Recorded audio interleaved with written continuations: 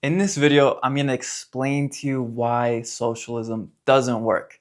And I'm not going to tell you that it's due to the incentive problem, which most people point out. I'm going to go into more technological or technical economic analysis.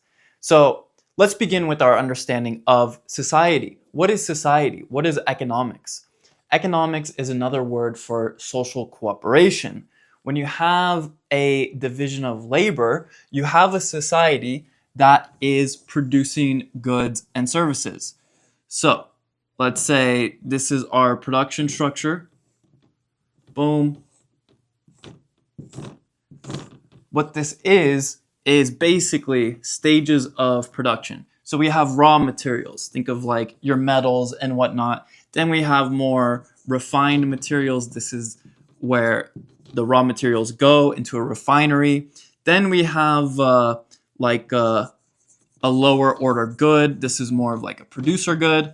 Say we have another order of producer goods, lower order, until finally all this material was put in to produce the lowest stage, which is the consumer good.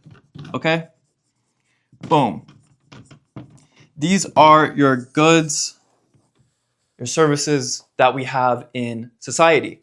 Now, I'm explaining this to you so we have an understanding of what's going on in the economy, in a market economy, and then our socialist economy. So, pretty good. The first thing I want to explain to you about socialism is the static arguments for why socialism doesn't work. And the first one is this idea of volume. So say this is our central planner, he's our dictator, our government, okay? And let's say that the people are vertically below him. Boom.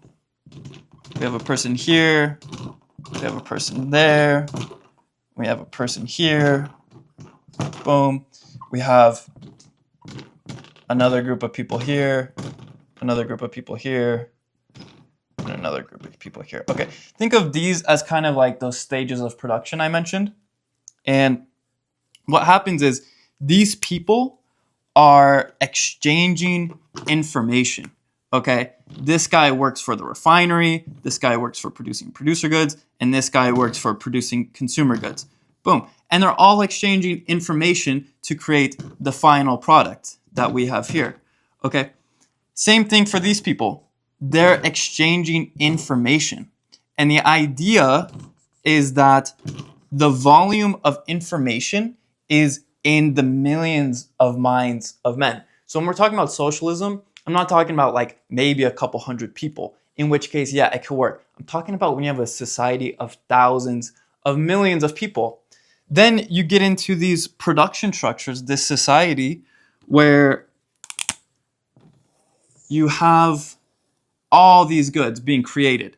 And the issue is that this information cannot be centralized. It can't be, whether it's a dictator or a central planning committee or a committee czar of production goods, they don't understand how much knowledge exists.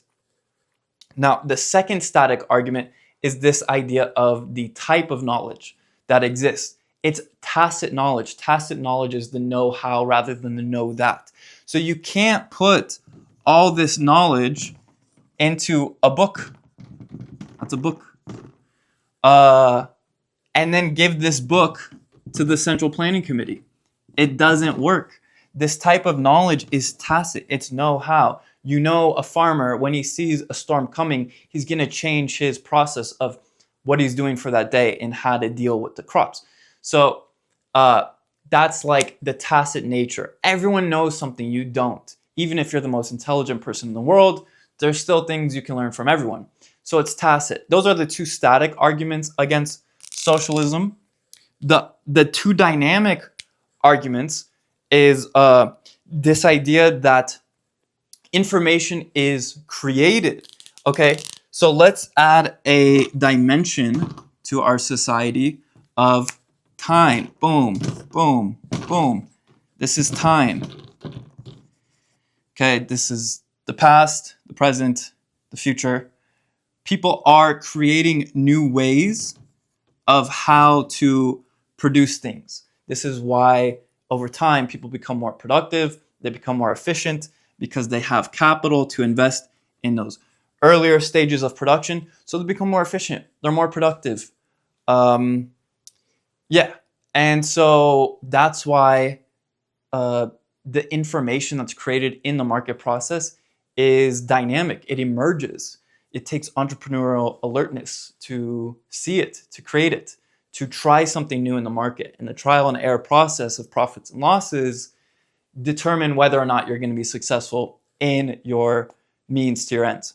The other issue is that when you do have a central planner, the dictator, the socialist dictator, then when he gets involved, he may get involved with this guy, he may get involved with this guy, but when he tells them, okay, you're going to do this, you're going to produce raw materials, you're going to produce consumer goods, that breaks down the whole structure of the producer good, the refiner. He doesn't know like how much material he's getting and how much he needs to produce for the consumer, let alone the consumer being able to signal to the refiner, what am I going to get from you and what are you going to give to me? So this is the idea that even if the socialists can work with a producer, work with a consumer, even work with this guy, there's still intermediary people that are left out. And so a socialist planner isn't dynamic enough. So he's breaking these chains of information that are being transferred.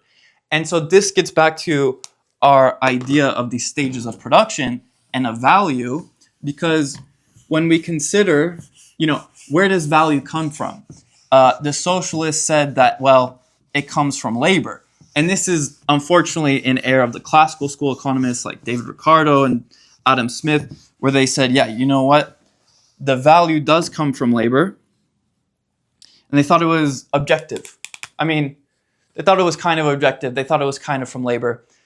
And Karl Marx and Engels ran with that.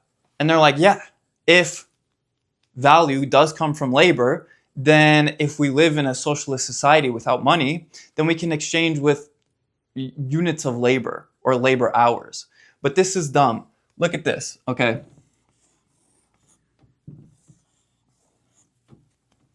I'm drawing two glasses. Boom. Okay. Let's call these our cocktails. Boom. Okay. One of them, super nice. You have, I don't know what you want to call this, your punch. The other one is disgusting. The other one is, let's use a bad color. Boom. Okay. So, we have our two cocktails here.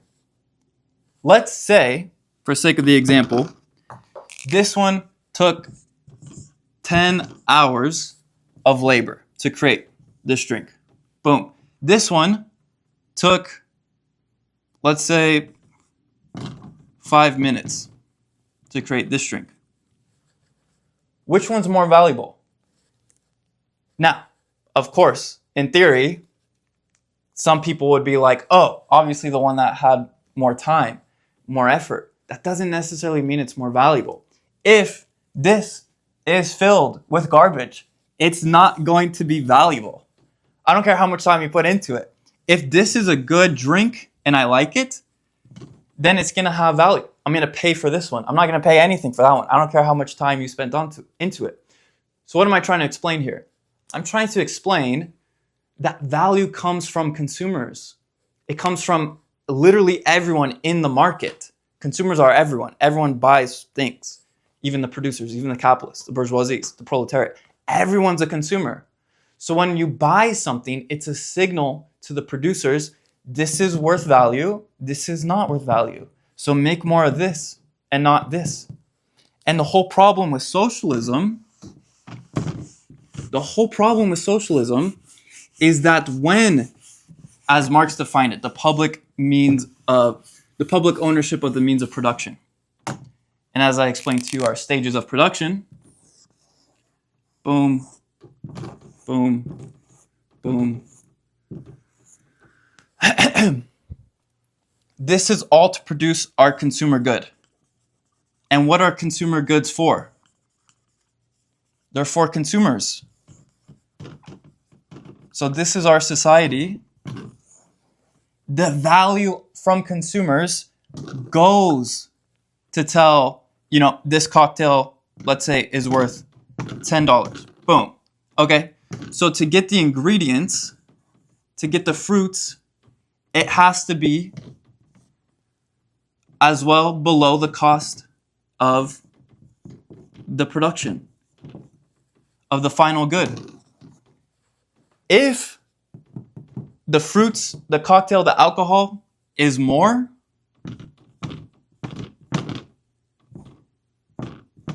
boom, then you're in a situation where you're incurring losses rather than profits. The whole idea is that if you're going to produce consumer goods, you're making it so that you make margins of profit. This is the profit and loss system. If you don't have profits, but you have losses, then you have to do something else with the means of production, with the resources available to you. So that's why the market system is the profit and loss system, because it signals to entrepreneurs, to producers, to the capitalists what to do with the capital you have available, because that's how you make money, but you benefit society. And that's how consumers are better off. They don't care if, you're a capitalist or you come from the proletarian primitive society. If you can produce a good or a service of value that people are willing to buy, consumers are willing to buy, then you'll make profits if you're productive about it. So the whole issue with socialism, the main one, is that when you don't have private property because you abolish it, forget the means of how you arrive at socialism, whether it's through revolution or step-by-step Fabian, Keynesian process to socialism. If you don't have private property in the means of production, of ownership, then you can't have money prices, because the whole dictator is trying to say what prices go where in the stages of production. But he doesn't know, because he doesn't know the knowledge of how much consumers value this. So that's why you want consumer sovereignty to tell you what the value is, what the prices of things should be, rather than really it's top down, rather than the bureaucrat dictator making these arbitrary decisions. Because when you don't have private property for the means of production, you don't have money prices. And when you don't have money prices, you can't do economic calculation. And when you can't do economic calculation, the whole society of the stages of production break down. That's why money prices are so important for society. That's why profit and loss is so important for society. Now, I can already hear the socialists clamoring, but Matthew, things are expensive. Things are unaffordable. I know, due to inflation. And what is inflation? Inflation is an increase in the money supply. And who controls the money supply? The Federal Reserve and the federal government. They use the Federal Reserve, the central bank, as a political tool. People are like, oh, it's private. It's a political tool. It's not private. You and I can't determine what goes on in the Federal Reserve. It's appointed by the president, and the whole process is bureaucratic. Okay, so they print money, the Federal Reserve, the central bank. Socialists should be very anti this. Actually, Marx and Lenin were in favor of the central bank as a way to undermine capitalism. So maybe socialists are in favor of a central bank, socialized money. Let me know in the comments. But basically, they dump all this money through loans, through welfare for the billionaires, welfare for the military-industrial complex. So what happens to these prices? These prices go up. Now that drink is $20, and just apply that to all your goods and services. The whole structure of production didn't change. What changed? The money. The money, they increased the supply of money. If someone just put $1 bazillion into an economy and they're like, oh, actually, I want to buy more cocktails because I have more money, then the demand for the cocktails is going up. So people are like buying more goods with more money. So the price goes up. They're basically like an additional consumer in the market. We'll call it G for government. But they fucking become so big with all the money that they inject that consumers are no longer sovereign. Consumers no longer determine what the prices of cocktails are going to be, what the prices of goods what cocktails are going to exist. The government is the one to buy the gross cocktail. Think of like military armaments. No citizen is buying these things. So they buy the missiles, the bombs, the weapons, and bad cocktails. And that's what we get more of in our society. And so the producers go making bad cocktails and bombs, but mostly bad cocktails. And consumers get pauperized, the middle class decimated. Now you have fiat architecture, designer chic homes, and they're super cheap, well, to make, but they're super expensive in price because of government injections in these markets. And so that's just step by step to socialism. And then the whole idea of socialism is the government running everything. Okay. What is the public? The public should be the consumers, but it's not. When they mean the public, they mean government. They mean, control over everything. That's the beauty of Mises's insight that without private property, you don't have money prices, and without money prices, you can't have economic calculation. So you have shortages and surpluses. Shortages in things like housing and food, but surpluses in people in the gulags and in the death camps, and surpluses in murders, the surpluses. So, and also Mises's insight that every socialist is a disguised dictator. They all think if they were in charge, they would get their variation, their flavor of socialism. But it's a lie. It's just going to break down. Nothing's going to be created. Everything's going to be destroyed. That's how you cook civilization, is you go towards socialism. So let's get rid of the government completely. Let's be free. If you like freedom, I like anarchy, anarcho-capitalism, the anarchy of production. I mean, if you really care about consumer sovereignty, the working class, the consumers, which is everyone, then you should want more consumer power, more purchasing power. But the government's getting involved in money and intervening in society with regulations, completely distorting the stages of production, the production structures, society at large. And it affects culture. It affects people's lives. In my book, An Economic Analysis of Suicide, I show you that the more government intervenes, the more people lose their own meaning. And you have inflation, you have recessions, more people want to opt out. So don't opt out. Just recognize what's going on in society. It's government, it's socialism, interventionism. Don't fall for it. It may be seductive, but it's just a power trip that you'll never achieve. And recognize the beauty of the market, the free market. That's anarcho-capitalism. So hope this lecture helped you understand the problems with socialism. Cheers.